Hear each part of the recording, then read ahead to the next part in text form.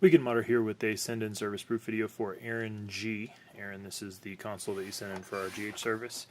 It is a Trinity motherboard, so we did the CR4 speed up install, aka the Muffin technique, using the Matrix V1 glitch chip. As you can see, it's resulted in really nice quick boot times there. We've got Freestyle Dash, Dash Launch, XEX menu, and Aurora Dash all pre-installed. We left the LEDs default green, did not change those out per the request on the send-in form.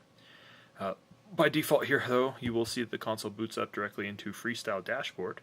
Dash Launch, XEX menu, and Aurora Dash are all pre-installed as well, if I didn't already mention that. Be sure to check out the link that comes in your final video that has, or in your final email that has your tracking number and the link to this video in it.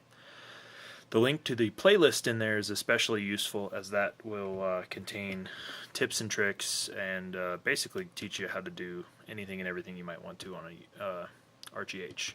We loaded everything up to the USB, so you can use this to just simply transfer that onto the hard drive once you get it back and format it.